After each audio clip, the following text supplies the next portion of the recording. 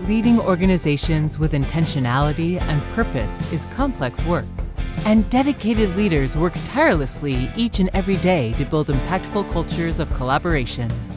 But effective collaboration is difficult and messy. The good news is you don't have to do it alone. Join the Jigsaw Learning team for leading collaborative response, sharing insights for leaders committed to establishing, refining, and deepening collaborative response in their organization.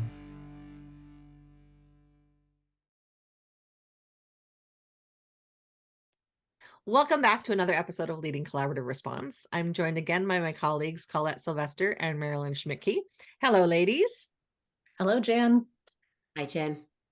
Grateful for the experience that you have shared around preparing for collaborative team meetings. And I know that our audience is going to be very interested in our topic today about the art of facilitating those collaborative team meetings. But before we get into that, I want to do a bit of a plug, because I know you two ladies are leading some webinars through Jigsaw Learning, specific to these topics where people can get a little bit more in depth. So for anyone who is interested, they can visit jigsawlearning.ca. And if you have not already registered for these webinars, you can access them through the Collaborative Response membership. So now that I've done my shameless plug for you two ladies, because I believe in the work that you do, and you are fantastic in honoring the context that people come to you around these collaborative team meetings. Let's start with the topic of facing the reality of facilitating a collaborative team meeting. We know in theory what should happen, but that's not always how it goes. So Collette, I think you were going to take this idea. Tell us your thoughts around the art of this. For sure. I think one of the important things is starting from that place where you take the work from a whole staff and staff meetings, or a collective effort amongst the team within the school, creating norms, for example. That's something that's done with everyone together, and you establish those norms across the board, so that every collaborative team meeting that's happening within the school has the same norms established, and the groups don't have different things going on in them. So that's something that's important to do together as a staff. I think the other one that's really important is really working together as a leadership team, and then with your whole staff, on the purpose, the expectations, and that criteria for reviewing norms at the start of every meeting, so that that is an expectation that comes from the leadership team, so that the norms don't get swept under the rug, because that is something that goes from theory to practice. It's the first thing to get dropped. And then when the meetings kind of derail, people will think, oh, we got to revisit those norms. And so when it's established that it actually is important, and something that's done together, I think that's really impactful. And then continuing to honor them as time goes on. You might refine them as a team, 6 months into the process, but that everyone is on the same page with norms. Yeah, and if I could jump in there too, and I initially thought, norms, why do we have to do these things? We're a cohesive team, we know how to interact with one another, but we delved into the practice of norms, and I was pleasantly surprised that I didn't realize what an impact that actually has on culture. So the norms go far beyond just the meeting at hand. And Collette, when you talk about reviewing those norms at the beginning of a meeting, absolutely co-constructed. But I also like that question where, I might say, pick a norm that you personally want to focus in on today. Because I might come to that meeting in a different headspace than my counterparts, and there might be a norm that really resonates for me that particular day. And then I like to pose that question: what do you need to pay attention to within yourself today to help support those norms for the team? And I feel just that piece of self-reflection is far more impactful than me reading through the norms thinking, yeah, I like those norms because that's what upsets me about everybody else's behavior when I'm participating in a meeting. I get to reflect on what I need to bring to the table. I agree with you, Marilyn. And when the research behind norms actually comes from the corporate world. So the most effective corporate structures like Google, when they started digging around for what made them most successful, one of the things that they do is have norms at the start of their meeting. And it's a way to have everybody kind of check the laundry list of the 14 million things that you have to do at the door and reframe your purpose for being together for that meeting. And I love it because of that. Yeah. You also referenced the agenda, and or you referenced all of those things that you need to concentrate on when you're in a collaborative team meeting. And it made me think about the importance of having a well-structured agenda. That it's true. I mean, when we're trying to facilitate a collaborative team meeting and we're going from theory to practice, there are all of those balls in the air that we're trying to juggle. What comes next in the agenda? Who's fulfilling what role? How do I help support them?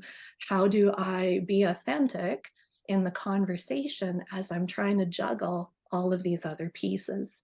And I think it really comes back to, you're right, the norms, and to having that really well-constructed agenda. Marilyn, you brought up the agenda, and I think that leads really well into the next part of the conversation. So knowing what I know about collaborative team meetings and having worked through the software to build those structures and processes in place to ensure that those meetings have that integrity, right? It pops up with the norms. What are we going to focus on today? It pops up with the celebrations. Then it pops up with the board so that we can talk about the kids. Having been through some very initial collaborative team meetings, some of the feedback from staff is it's too robotic, it's too structured, it's too tight, it's just awkward.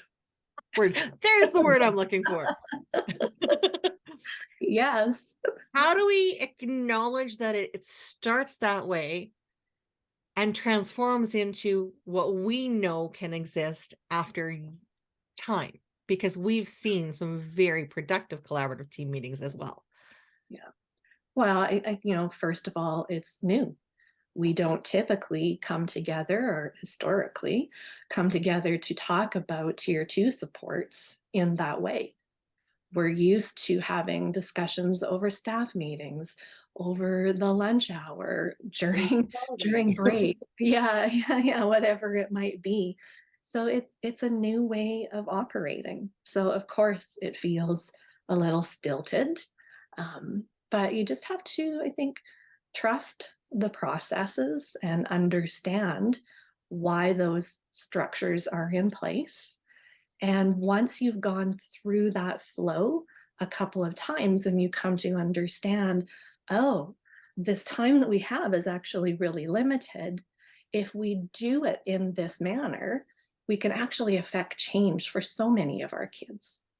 And when we harvest that collective wisdom of the team, it's really incentive to just stick to the process until it becomes really quite, second nature. I agree with you, Marilyn. And I think that one of the things I've seen is when you've, watched as many collaborative team meetings as I have and participated in them, one of the things that happens is the relationships and the comfort with the structure in the meeting becomes secondary to the relationships that the teachers have with each other.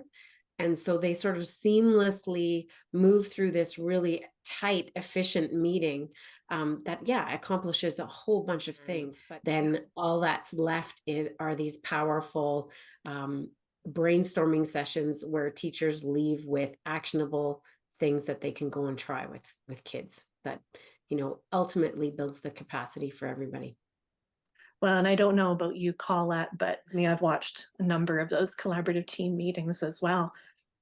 And I would say Where the facilitator is feeling calm and relaxed, that meeting is incredibly smooth.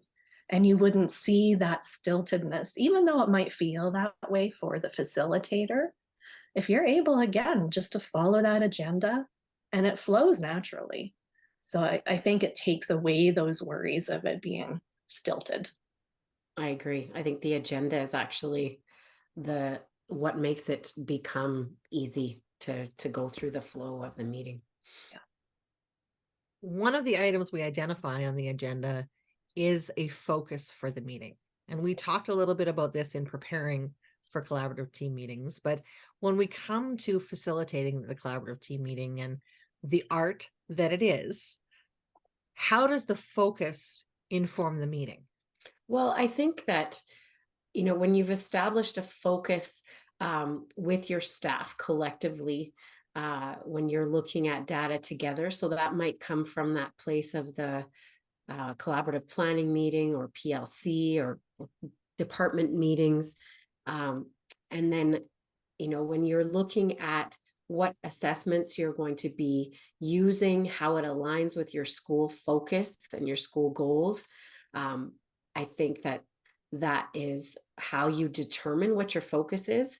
So pre-establishing that focus for your meetings really helps the facilitator, the leadership teams in the school establish that focus for the year. So whether you're alternating through, and I think there's always going to be some flexibility on what you're going to be focusing on for your meetings. You might have a schedule of, we're going to focus on these things at different times throughout the year based on your assessment schedules. That might shift as you're looking at what the needs of the students are. So there's some flexibility in there, but I think determining it from that assessment schedule that's pre-done within your school is that starting place for your focus. Yeah. And I would say too, without that focus, I think that it's easy to lose sight of the conversation and move into or digress into what is comfortable. And that's not necessarily where we want those conversations to go. So in directing those conversations, we're again looking at the art of facilitating the collaborative team meeting, not the art of facilitating and recording and bringing the continuous support to the table and. Yeah. So how does the facilitator honor the rules that are needed for an effective collaborative team meeting? Some of the most effective meetings that I've seen and participated in have been where those rules are reviewed at the beginning of the conversation, just so it serves as that reminder that if I'm the timekeeper or I'm an interrupter, my role is not to be disrespectful, but my role is to help in the efficiency of that meeting. So I think that's one way that we can definitely support that. And one other space that I see where there's opportunity to build that capacity and the sustainability of the collaborative team meetings is for the facilitator to even be able to include the role maybe of a co-facilitator who can kind of help support and integrate some of the other roles, because you're right, it's difficult as a single facilitator to be able to juggle all of those pieces and help support folks in their roles as well.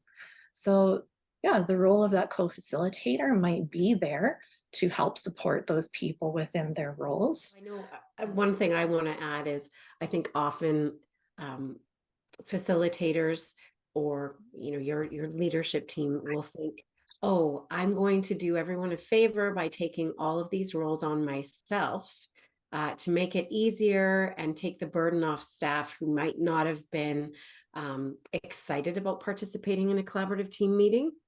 So they think they're doing everyone a favor by taking on all of the roles. And what happens is that, those octopus arms are going to drop key important pieces throughout the meeting and not do a great job of facilitating the meeting. And so to honor the idea of that distributed leadership, where you have all of these different roles, and that the purpose of, divvying out the responsibilities is to have I want to say, a really strong meeting, but also have people understand the importance of all the roles, so that maybe as time goes on, you have different people facilitating or co-facilitating. And let's face it, there are some roles that lend themselves to people volunteering. I mean, timekeeper, note keeper.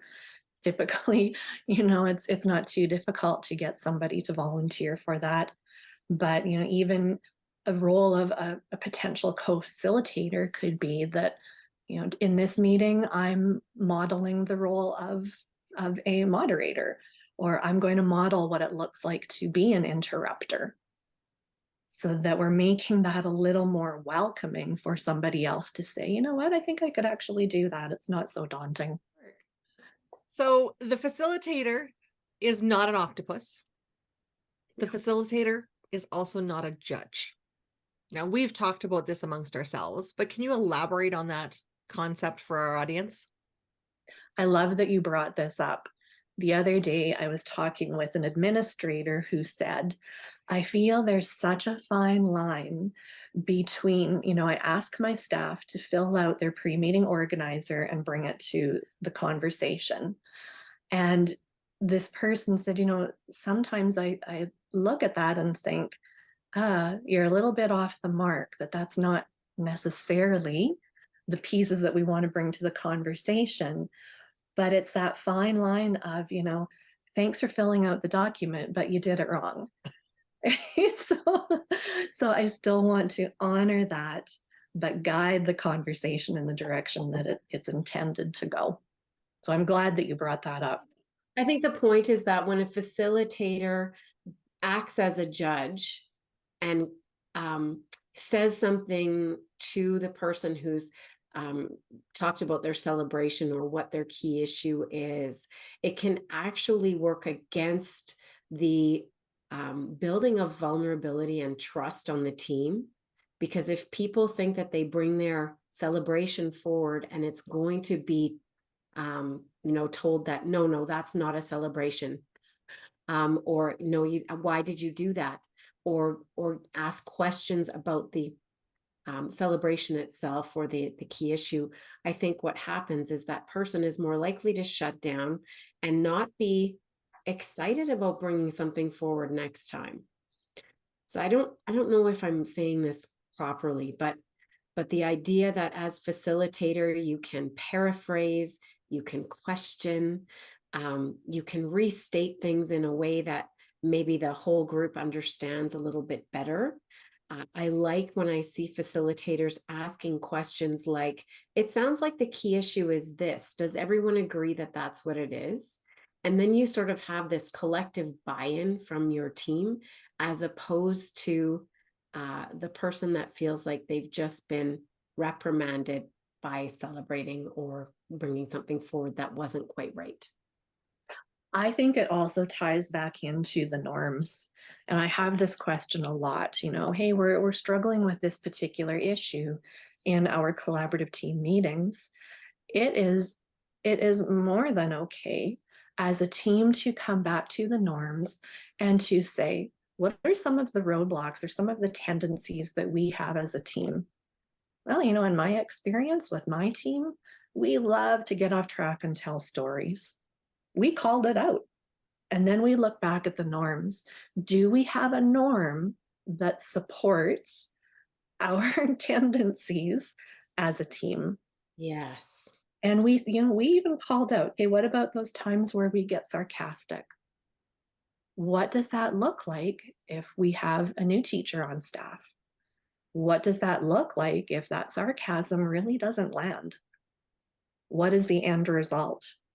And it's so important to call that out, to talk it through, and to just not have those norms as that laundry list. What is the underlying purpose of each of those norms? We spent that time creating them together. So let's spend some time digging deeper into the moral, what's the word? imperative of each of those norms. So as we come back to that notion of facilitator and not judge, quite Mhm. often the facilitator is the school leader.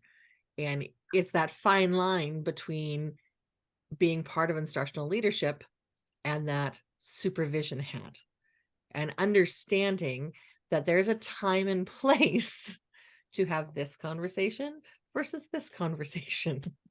So you Yes. talk about words to redirect. What are some things that you have seen or used yourselves in terms of redirecting conversations as a facilitator in order to manage an effective meeting? When I think about the sounds like, and that ability to paraphrase and restate what a key issue is for the group can kind of focus everyone in without any judgment per se. It sounds like the key issue might be this. And with storytelling, I've seen some really effective strategies like, I really want to honor this student's needs and make sure that they have the time to go in depth into what's going on for them. So I think this is something that I'm going to take on as a referral to a student learning team, your SLT meeting, because I think if we interrupt people and say, you're going on and on and on, and we can't do that right now. I think if we do something as simple as, I want to give this child the time the conversation needs, and we're going to do this at another level of meeting. And to be able to acknowledge too the concern that they bring forward. So I might say you're absolutely right. That is a huge challenge. But for this conversation, let's focus back on whatever it might be, the topic at hand. One of the most frequently asked questions I've heard you talk about in your roles with consultations and feedback around collaborative team meetings is, how do we get into those deeper conversations? How do we get away from the surface level and the storytelling and whatnot? So what thoughts do you have around that? Well, I feel this is a bigger question. I believe that sometimes when we digress, sometimes that's a flag for me as an administrator that maybe we're digressing because we're not comfortable with this topic. Maybe we're feeling that, I don't necessarily have those tools in my toolkit to be able to address some of those needs. So sometimes you have to stop and maybe not go to that immediate space of being frustrated with the conversation, but recognize that, what, maybe this is an area for some professional learning for this particular team. Well, extending out of that, getting away from the surface conversation and the storytelling is really, Marilyn, I've heard you say this, and Collette, I've heard you say this from your own experience, getting to that action planning and getting staff to take on the ideas that they have for supporting students. So how do you ensure that all the work from a collaborative team meeting doesn't come back to the facilitator or the next layer of team? I think that a lot of it comes down to refining the key issues, and making sure that we are identifying what those key issues are accurately, as opposed to sometimes when we're first starting out with collaborative team meetings, those key issues are behaviors. So they're what we're seeing as opposed to the root cause of what's going on for a student. So when we ensure that we're going into those root causes, I think it allows for us to go deeper and get into some really authentic conversations about strategies and interventions and supports that we can put in place for students, as opposed to getting into this cyclical spiral. And so when you get into this spiral of things like when people bring up the key issue as attendance, well, that's a behavior. So what's going on for a child that's not getting them to school? So digging in a little bit and refining key issues, I think, is one of the most important pieces there. I agree. And then to follow up, once you've had that brainstorming, excuse me, what are each of the team members taking away as action items versus, the statement or the question, does everybody have an action to take away? Okay, great. We move on. It's Collette, what action have you identified? Yeah. Jen, what action have you identified? Yeah, And time bound. I think it's important to make sure that we're not taking on 3 or 4 items. Yes. That one actionable item to take away and try is really what you want to be making sure you're doing as a facilitator, is to ensure that each person has that one actionable item. If you start having people take on 3 or 4, it's going to be really difficult to follow up, and really easy for people to become overwhelmed if they think, wow, I left the meeting and I have 12 actionable things to take on. Well, ladies, before I let you get back to what you need to do, Mhm. any final thoughts about the art of facilitating collaborative team meetings? There's a science to the structure, the Mhm. psychology of how those collaborative team meetings is set up, but the facilitation, art. Any Mm. final thoughts? Give yourself time and space and experience. It's new. It's a new way of coming together to talk about supports for kids, and it's not going to be perfect out of the gate. So allow yourself that space. I think it's okay to let your team know that, hey, this is new for all of us. Mhm. So, take those steps into showing some vulnerability as a leader, Mhm. as a facilitator, because you give your staff some safety, but you also give yourself some freedom to make mistakes when you go through the meeting. You can have debrief conversations, and that reflective practice comes into play where you can get together with your whole school team then, and have maybe a 10-minute conversation as a staff on what do you think has gone well. And that reflection piece is huge in the growth of the meeting success. I always appreciate your time because I know it takes away from the time you would prefer to be spending with partners. So thank you for taking that. You've identified some obstacles, some things that may come up through the course of facilitating a collaborative team meeting. So I'm really looking forward to our next conversation where we talk about the common pitfalls of collaborative team meetings, where we can elaborate on some of those ideas. See you then. Thanks, Jen. Thanks, Jen.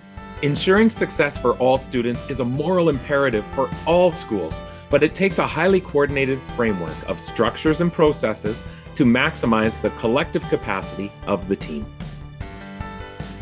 In collaborative response, 3 foundational components that transform how we respond to the needs of learners, we share an organizational mindset that involves fundamental shifts for schools and districts. Numerous school and district examples, as well as access to a large number of resources, are provided within the text and in the accompanying companion website.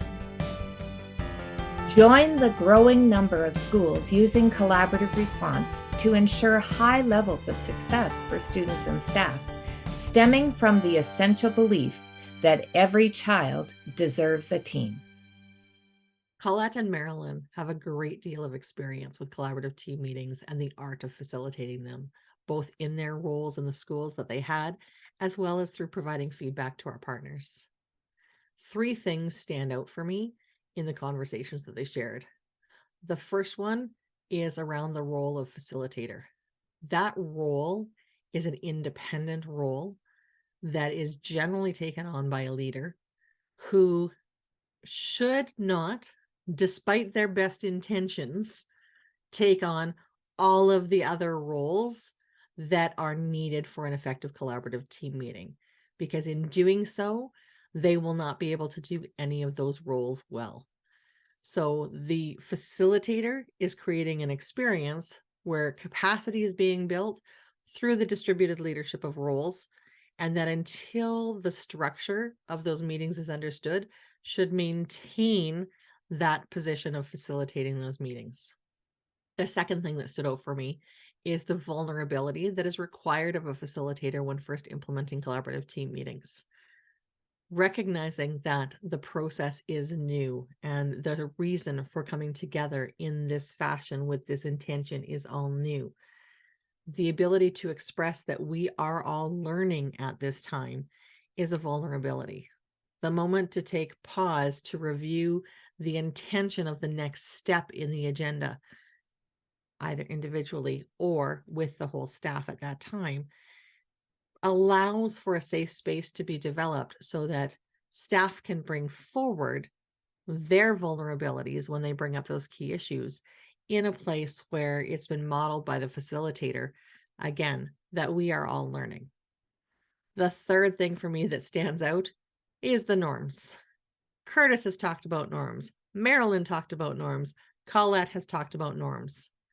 Those norms are a driver of the effectiveness of those meetings.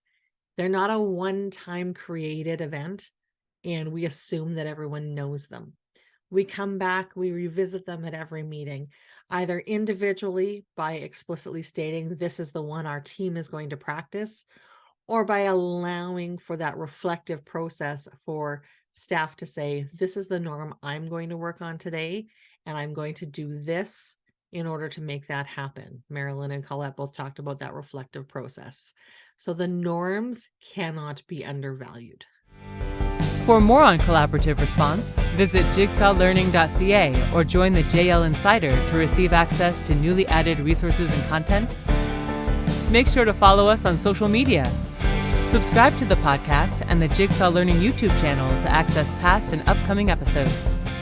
Join us again to continue to build your own capacity and leading collaborative response in your context.